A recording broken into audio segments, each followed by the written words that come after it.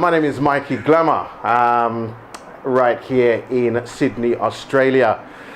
I'm being asked to do an interview about the dancehall scene in Australia. Just a little bit about myself. Born in London to Jamaican parents. I came here in 1993, 26th of March 1993. Got involved in the music scene, the dancehall reggae music scene, around April of that year. There were posters around Sydney for a music event called Massive Reggae, and that was on the 3rd of April 1993. And that's where I met people like Prince Andrew, Brent Clough, Papa George, Ted Walsh. And out of that meeting evolved a project called the Nasty Tech Sound System, which was mainly me, Prince Andrew, Brent Clough, Miguel D'Souza, and another guy called Mark Suchy. And ever since then, I've been involved in gigs around Sydney, around Melbourne, Adelaide, all over, Perth, all over.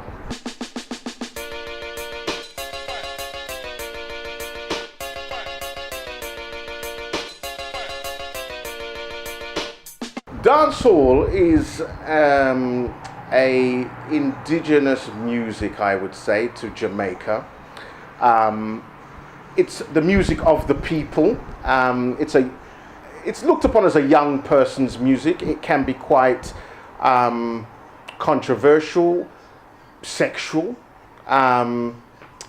fast beats, provocative. Jamaican music. Dancehall evolved from reggae, really. What happened was that in Jamaica you had mento. Mento then turned into ska.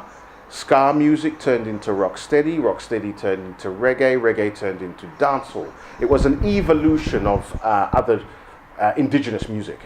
Well, it came from the dancehall. So what would happen in black communities in Jamaica, Canada, Canada, UK, they would go to the dance hall, right? So the dance hall was this place. In Jamaica, usually it's an open ear thing, but in places like Canada and America and the UK, it's more basements or in school halls or social centers, where a sound system would string up and play popular indigenous music from Jamaica in the dance hall. Well, you need the crowd to come and listen to you. You know, you've got the people coming through the gate who want to be entertained because they actually bring the atmosphere. So, you know, what would happen is that the sound would play a dub plate or a hot 45, and people would be blowing whistles, using ear horns. They would be putting their fingers up in the ear, giving what we call a forward, like it'd be like a gunshot sign, you know. That's essential for a good dance.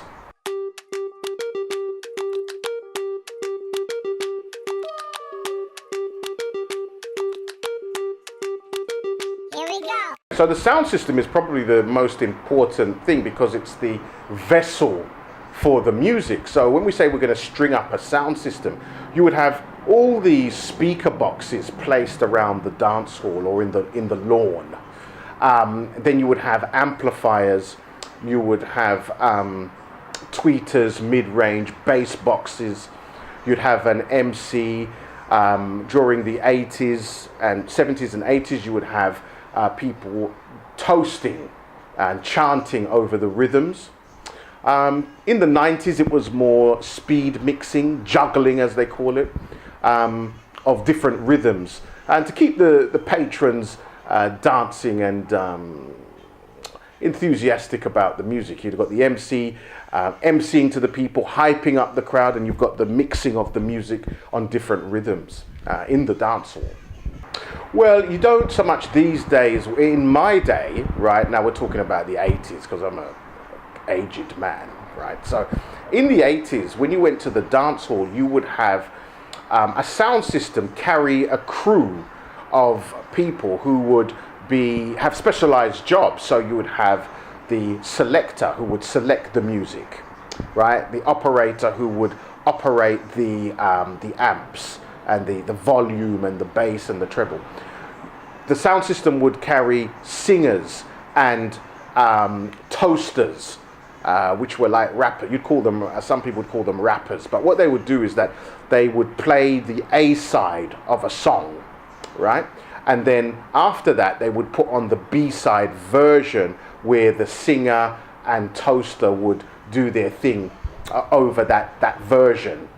And this was a great way for singers and MCs and toasters to try out their material before it actually went onto a press record.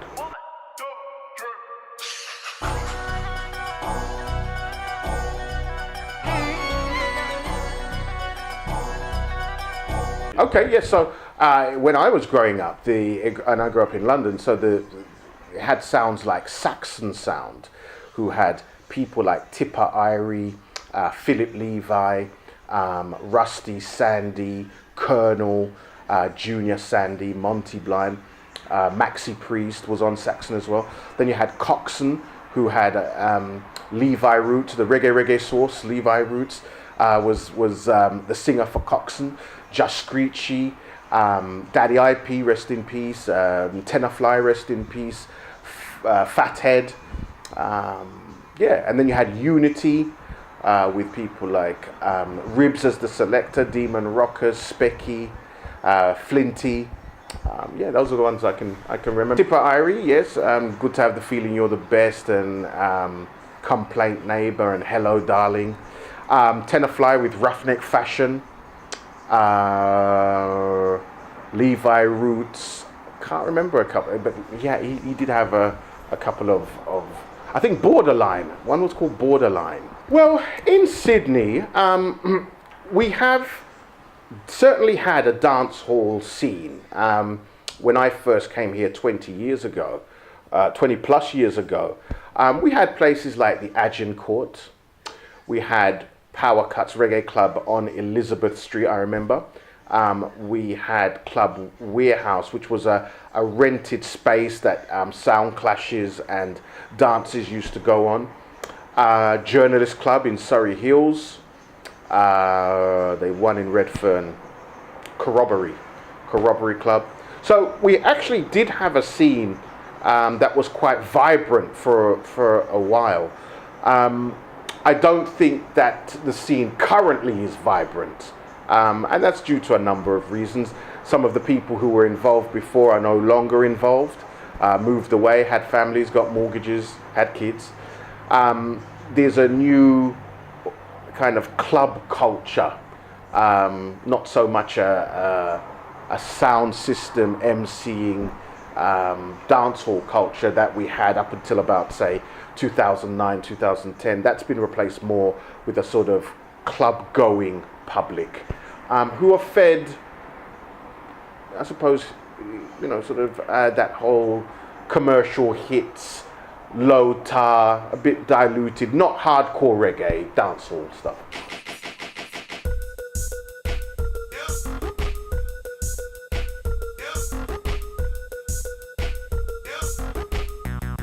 Dancing, right, okay. So when I was a kid, when I was a teenager, it was quite common to go to a blues party. Now when we say a blues party, it was like a sound system would be set up in a house.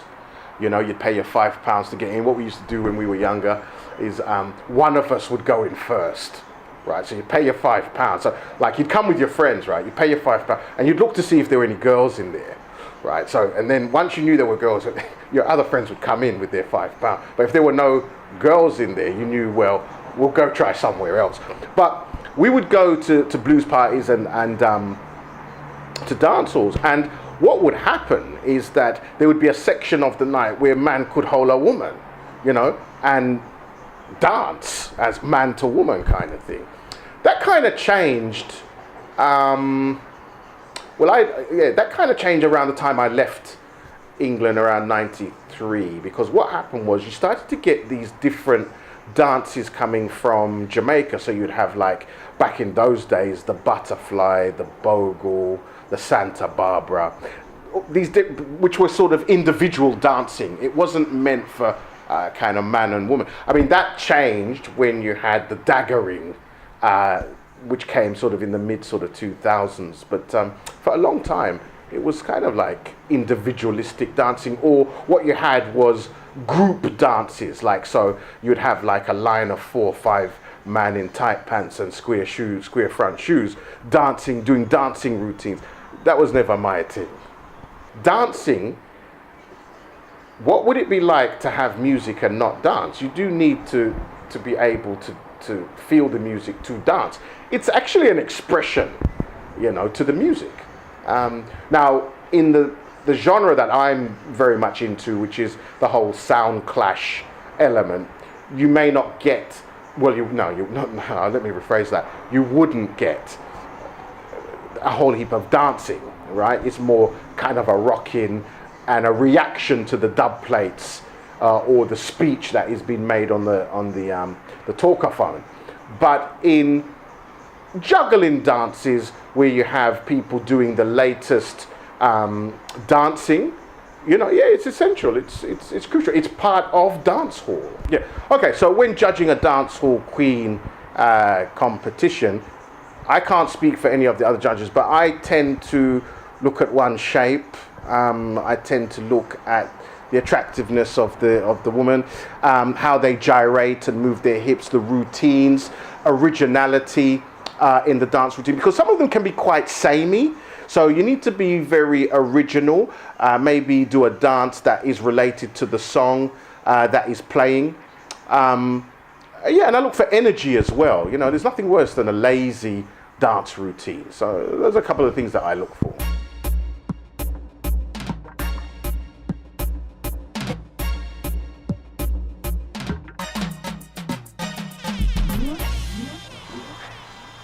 We're really pleased. Yes. You know what I mean? All right, cool.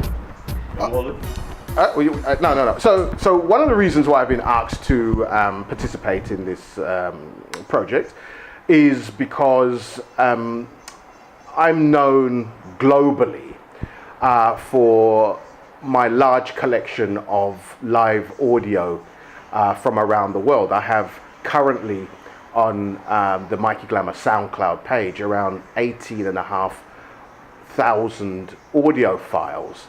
And recently, when I was in London, by complete surprise, I must say, I was awarded this award for services in relation to the music industry by supplying and promoting dancehall live audio on my SoundCloud, which was a very a very moving thing for me to be recognized for that. I've been involved for over 20 years in the Australian scene, doing things like hosting of dancehall queen events, MCing on sound system, clashing, juggling dances, and so on. So I wouldn't say I'm not one to pop my own champagne cork. I'm just telling people what I am and what I'm about. So the 18,500 files that are on my SoundCloud are live recordings of sound system clashes and club gigs, which are reggae orientated. So what you'd find is that I would have a recording, say, of an event in Boston, which was a clash between 3 sounds. I would get that audio, I would put that on my SoundCloud, and there's a large following of people around the world who recognize Mikey Glamour as a person to go to for those kind of recordings. So I upload a lot of live audio from around the world, reggae related.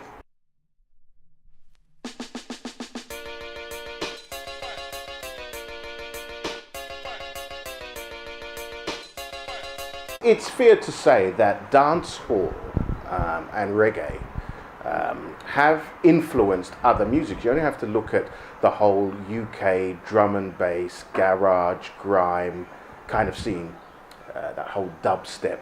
That's been influenced by reggae and dancehall. If you look at even the whole Red Bull clashes that happened quite recently. The concept has been influenced by sound system and reggae and dancehall culture. I'm not sure how recognized it is by maybe some of the younger generation. I think maybe there's a disconnect there, knowing about the actual roots of it. It's good that you've got the likes of Rihanna and Drake and all of these people adding these components to their music.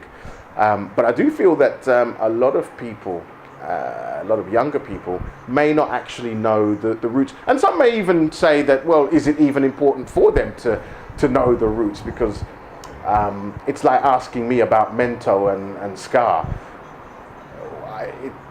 I don't have a connection with it, even though it's an important factor of the development of reggae. So it would be good for dancehall or reggae to get more recognition, but I do understand why some people wouldn't get it. It's like, it's me being interested in Mento, you know, just doesn't do it for me. To follow Mikey Glamour, SoundCloud, you just need to type into your Google box Mikey Glamour SoundCloud. You'll find me there. Just click on the link and press follow. I'm also on Facebook. Just look for Mikey Glamour SoundCloud. There's a group that people can follow. I'm on Twitter. Just look for Mikey Glamour.